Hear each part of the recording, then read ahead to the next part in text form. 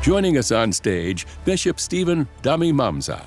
Bishop Mamza was appointed Bishop of the Roman Catholic Diocese of Yola, Nigeria in 2011. Only a few short years later, he was called upon to lead a larger flock than he ever expected.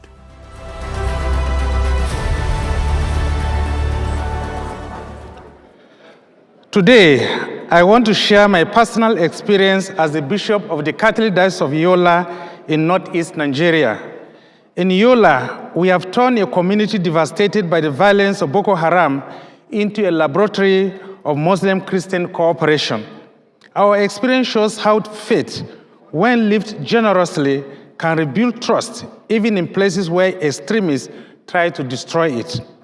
Boko Haram emerged in the early 2000s in northeast Nigeria as a radical Islamist movement, rejecting Western-style education, the secular state, and religious pluralism.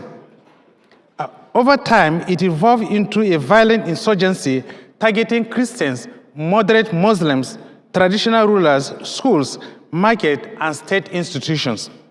This violence has not only killed and displaced thousands, it has poisoned trust between communities. Christians often felt they were targeted for their faith. Muslims often felt collectively blamed for crimes they did not commit. In the mixed communities of northeast Nigeria, neighbors who once lived side by side began to fear one another. Suspicion seeped into everyday life. This breakdown of trust is exactly what groups like Boko Haram seek to turn religious difference into permanent hostility, making peaceful existence seem impossible. When Boko Haram overran parts of Adamawa State in 2014, thousands fled into Yola from northern Adamawa and southern neighboring Borno State. Many arrived with nothing and no family networks to receive them. The Catholic Cathedral of St. Teresa's in Yola became an impromptu sanctuary. I closed down all our schools and used every available space to accommodate about 40,000 people.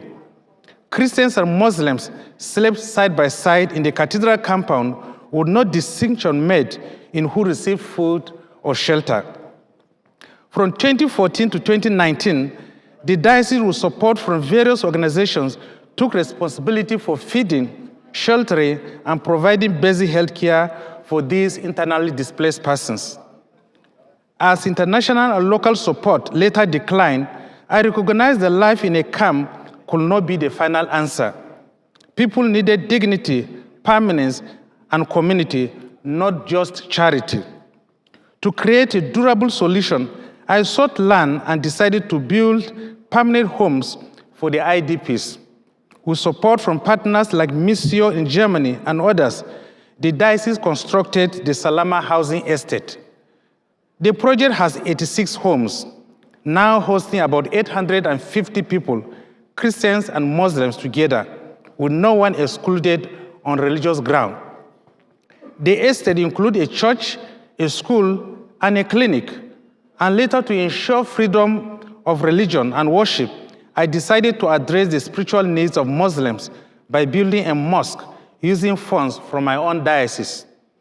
For this decision, I faced criticism from some Christians who opposed a bishop building a mosque, and from some Muslims who argued that Muslims should not worship in a mosque built by a Christian. Nonetheless, I did not let the critics stop me from doing what I knew was the right thing to do. One community, equal dignity, and shared services. Education has been made compulsory for all children in the housing estate. Education there is both humanitarian assistance and a deliberate counter to the ideological roots of Boko Haram. Today, we have a thriving community where Muslims and Christians live side by side in peace. You might ask, how did we build such a community out of such great tragedy? My answer is threefold. One, through shared suffering. Christians and Muslims first lived as equal victims under the same roof at the cathedral, building solidarity in crisis. Two, through shared neighborhood. At Salama Housing, they own homes in the same estate, share schools, water points, health centers, and markets. Finally, through shared respect for freedom of religion or belief. A church and a mosque exist side by side, each respected, both seen as part of one community's fabric. Yola stands in direct contrast to Boko Haram's narrative, where the insurgency tried to make Christians and Muslims enemies.